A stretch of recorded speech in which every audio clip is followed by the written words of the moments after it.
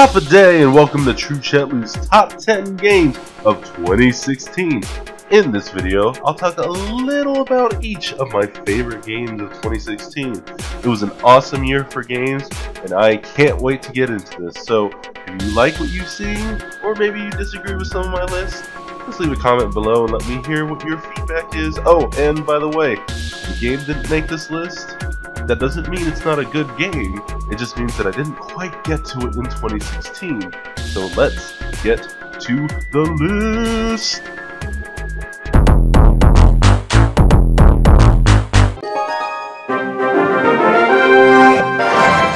At number 10, I have Clash Royale. Clash Royale is a real-time multiplayer game from the creators of Clash of Clans, as you could probably tell from the name and the video. This game was one of the most fun games I played this year. For a few weeks, this was all I was playing. I would just sit on the couch, I would load up Clash Royale, I'd get a couple matches in, unlock some chests, and I'd be good to go. But tower defense in an RTS on a phone that just play like thumb with just my thumb, it was a dream combination. And the gameplay in Clash Royale was on fleek. My biggest issue with this game is that once you hit a certain point in ranking, the game turned into pay to win, which is a serious turnoff to me. Without that pay to win junk, I probably would have kept playing, and it might have been higher on my list.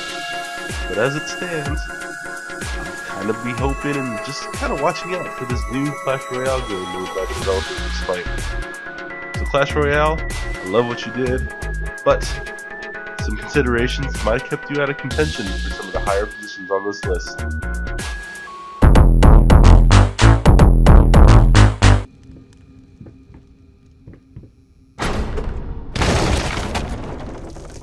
At number 9, I have Layers of Fear. Layers of Fear is a first-person psychedelic horror game with a heavy focus on story and exploration. Players take control of a painter whose sole purpose is to finish his magnum opus. The player must navigate through both a constantly changing Victorian-era mansion and ghastly visions of the past. Layers of Fear is a fantastic game by Bloober Team, and while it isn't the most terrifying game, I definitely enjoyed my time with it. So you kind of just go through your mansion, and you got some jump scares in there, but the thing that fooled me the most is that you walk into a new room, you turn around, and everything you just passed would change on the fly. It really gave you this very disorienting feeling as you're playing the game. And the story itself I thought was pretty strong. I kept pushing because I really wanted to find out what happened between the painter and his family. And the way that they introduced the story in the beginning has you thinking that things went down in a certain way, but as you go through the game and you unlock more of those pieces, you're like, oh, okay, I see. But yeah, the narrative in this game is fantastic. And despite my frustration with some of the endgame content, specifically that checker game, Layers of Fear will be an experience I will remember for a very long time.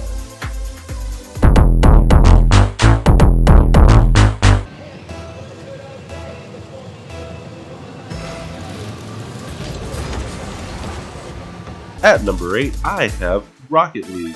In Rocket League, soccer meets driving once again in the long-awaited physics-based multiplayer-focused sequel to supersonic acrobatic rocket-powered battle cars. Rocket League is an interesting candidate for Game of the Year 2016 because technically it was released in 2015, but didn't come out to Xbox One until 2016. In Rocket League, you drive a car that has rocket boosters that you use to propel yourself in any direction, while you're playing a soccer game or a basketball game or a hockey game depending on what the modes are. But the base game is soccer. It's a game that's very easy to learn, but very difficult to master, which I think is the perfect setup for creating long-term fans that are endeared to your game. It's interesting that this made my list, mostly because I'm not really the kind of guy that likes sports games, especially car-based sports games, but Rocket League kept me hooked with its realistic physics and very tight gameplay. Simplistic, exciting, and perfect for playing with friends, I know that Rocket League will always be downloaded on my console and ready to go.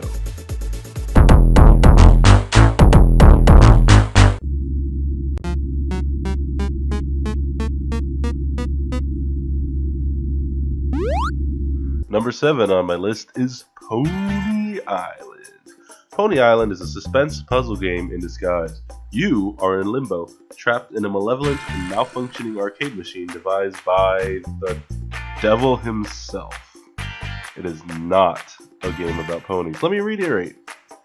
Coney Island is not a game about ponies.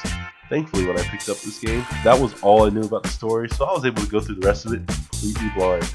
And man, a lot of the things that this game does, the different scenarios it puts you in, and the different types of puzzles that it puts you through, I could not stop playing this game. Coney Island is definitely a game that you do not want to know anything about. So, the video I have here is from literally the first minute of the game, but you don't want to know anything going in. And I'm not going to spoil anything else here, but Coney Island was a memorable experience that I think everyone should get a chance to try.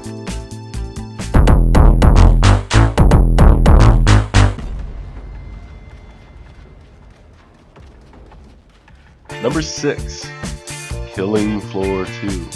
6-player co-op Zed Slaughtering Mayhem. Now, 12-player versus survival mode 2. Now you can be the Zed. Funny story, I just learned about the 12-player versus mode as I was researching for this video, so I've not had a chance to play it, but I've definitely gotten into some of the 6-player co-op Zed Slaughtering Mayhem. I can say that this was one of the best experiences I had in 2016 for multiplayer. So Killing Floor 2 kind of takes everything from the first game and refines it and makes it one of the most interesting experiences in 2016. Technically, I played this in 2017, but I hadn't made this video yet, so I'm going to count it because I really think it should be mentioned out there. But anyways, in Killing Floor 2, you survive a bunch of waves against different types of zombies, and you collect cash, you buy weapons, the waves get harder, and you survive. Make it through all the waves, and you get to take on a boss wave at the very end. Easier to use perk system. I may be hooked on to Killing Floor 2 throughout 2017. Grab a couple buddies, pick up some katanas, and slice up the undead horde. 5, 4, 3, 2, 1. Attack commencing. At number 5, I have Overwatch. Overwatch is a team-based multiplayer first-person shooter created by the developers of World of Warcraft, StarCraft, and Hearthstone. So Overwatch is an interesting game for me to have on my list because I've been kind of up and down on it in the beta, as anyone who's listened to my podcast knows.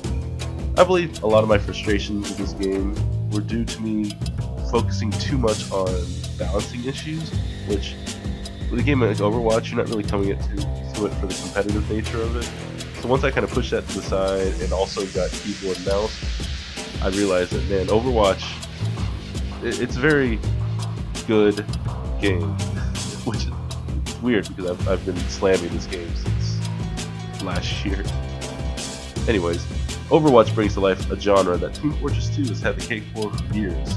What Overwatch does differently is that each of its characters has a completely different loadout, so different weapons, they have completely different abilities, and they can fall into one of the 4 classes. Build a balanced team, swap out characters in the right situations, and you'll win at life. I get to pushing that cart.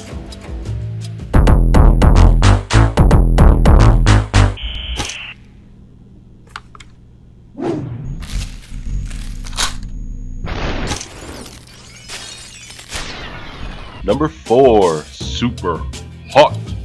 Superhot is the first-person shooter where time moves only when you move.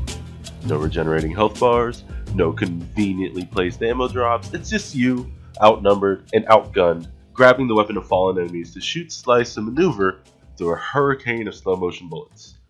Now, Superhot had some of the most interesting gameplay I saw in 2016. Nothing is quite cooler than shooting a guy, turning around, throwing your gun at another guy, picking up the sword the second guy threw in the air, and then slicing a bullet mid-air. Sound intense? That's because it is. I was so just blown away by the amount of cool moments that Superhot had.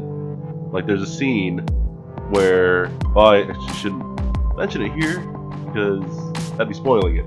Definitely play through it.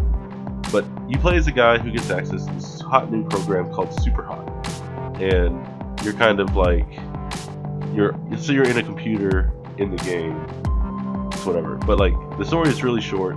I think I beat it in like 2 or 3 hours. But it feels like a complete narrative. And then after that, you can do your endless modes and such. But I don't want to spoil any more. But Superhot is definitely a game I recommend. After all, Superhot is the most innovative shooter I have played in years!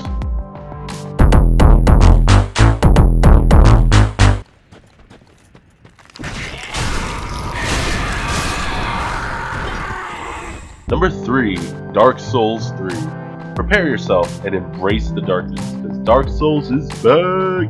Dark Souls 3 takes the Dark Souls formula and perfects its mechanics.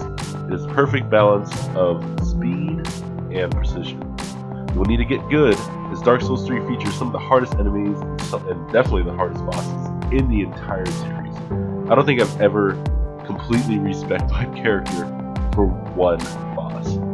They added some new features such as weapon arts, which gives each weapon has like a unique ability, but I kind of just ignored that after a while and went back to the way I traditionally play Dark Souls. But fantastic new bosses in this game, and my personal favorite score or music of 2016. Put that all together, and that's what makes Dark Souls 3 great. Anyone who's a fan of this series would be remiss to miss out on the final part of this trilogy. But I hope that one day we can return to Dark.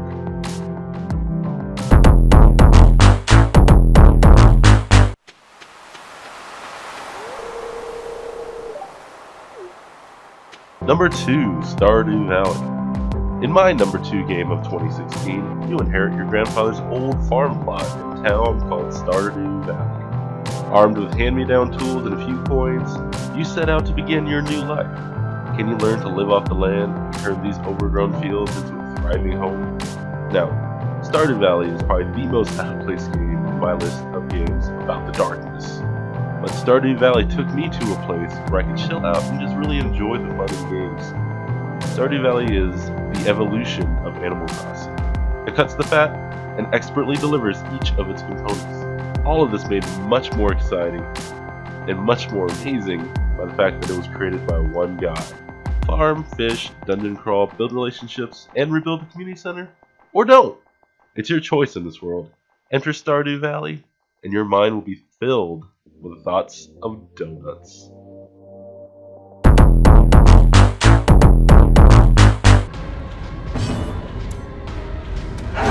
Continue the onslaught. Destroy them all.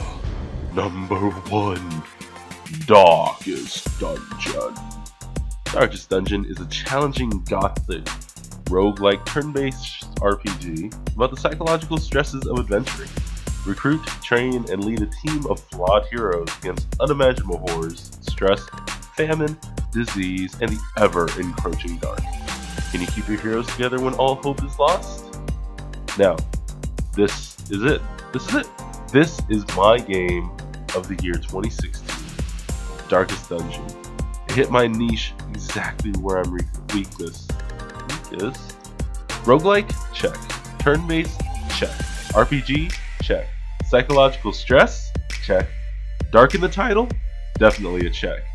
Darkest Dungeon is the perfect blending of my fan card, and it'll keep you coming back because it is grindy as whoa, which is fine with me because I want to keep playing this game literally forever. Build your teams, upgrade the town, keep your soldiers alive. You'll have highs. You'll definitely have lows. But keep at it. You might have a shot at the Darkest Dungeon. Thank you for watching. I know I'm a little late to the Game of the Year party, but I wanted to be absolutely sure about what I wanted to do, and then I got sick, which pushed my video back by a few more days. Did you like my video? Please leave a like and comment below. I'm currently thinking about what I want to do on my YouTube channel, so let me know if you want to see more of this kind of content, or if I should return back to my old content. Anyways, thank you for watching, and we'll chat later.